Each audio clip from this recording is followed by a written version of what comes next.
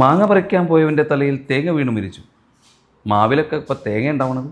മൊയിലാളിയെ, ഈ മാസം മുതലേക്ക് ശമ്പളം ഒന്ന് കൂട്ടി തരുമോ?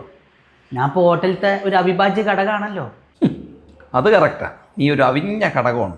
അത് അവിഞ്ഞതല്ല, അവിഭാജ്യം, അത്യാവശ്യമായിട്ടുള്ള ഘടകം. അത് ശരിയാ, നീ റെസ്റ്റോറൻറ്റിലെ ഉപ്പ് പോലെയാണ്. അത്രക്കും പ്രധാനപ്പെട്ടതാണല്ലേ ഞാൻ. ഉപ്പ് കൂടിയാലും കുറഞ്ഞാലും കറി മോശമാവും. അതുകൊണ്ട് നീ ഉള്ളത് കൊണ്ട് അങ്ങോട്ട് തൃപ്തിപ്പെടും. അല്ല, ഇപ്പോൾ ഏതായാലും നിങ്ങൾ ശമ്പളം കൂട്ടി തരില്ല എന്ന് പറഞ്ഞ് നാളെ ഞാൻ ലീവ് എടുക്കട്ടെ. എൻ്റെ എളാപ്പാൻ്റെ മോൻ്റെ അമ്മേൻ്റെ അളിയൻ്റെ കുട്ടീൻ്റെ കല്യാണമാണ്. അതൊന്നും നടക്കൂല. നീ ഇല്ലാണ്ട് റെസ്റ്റോറൻറ്റ് ഓടൂല എന്ന് എനിക്കറിയാൻ പാടില്ലേ? അത്രക്ക് കഴിവൊക്കെ ഉണ്ട് എനിക്ക്. നിൻ്റെ കഴിവുകൊണ്ടൊന്നുമല്ല, എനിക്കിവിടെ വഴക്ക് പറയാൻ ആരുമില്ലെങ്കിൽ ഭയങ്കരമായിട്ട് ബോറടിക്കും. മൊയിലാളിയെ, ബോറടിച്ചാണെങ്കിൽ 2 ചായ അടിച്ചാൽ പോരെ? അത് പറഞ്ഞപ്പോഴേ ഞാൻ ഓർത്തെ, നീ എന്നെ അടിക്കാണ്ട് എനിക്കൊരു ചായ അടിച്ചേച്ചു. നാളെ കഴിഞ്ഞാൽ മറ്റന്നാളാണ്.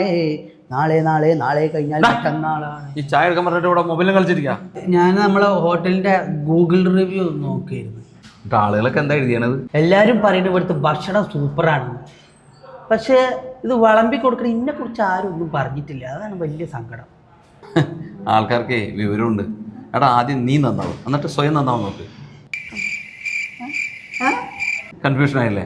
4 നമ്പർ ടേബിളിൽ ഒരു സ്പെഷ്യൽ ഗസ്റ്റ് വരും. കിച്ചണിൽ ഫുഡ് പറഞ്ഞിട്ടുണ്ട്, നീ അതുകൊണ്ട് റെഡിയാക്കി നോക്ക്. എന്നു തീരും എൻ്റെ കഷ്ടം ഇന്നി മണ്ണില്, അന്നു തീരും എൻ്റെ ദുഃഖം നിശ്ചയം തന്നെ. Hello sir, food. ഹലോ. അല്ല, ഗസ്റ്റോടെ? ഞാൻ തന്നെ ഗസ്റ്റ്. വച്ചിട്ട് പോടാ. Go away, stupid! In the house of my wife and daughter, you will not see any minute after today. ഇറങ്ങി പോടാ. Thank you.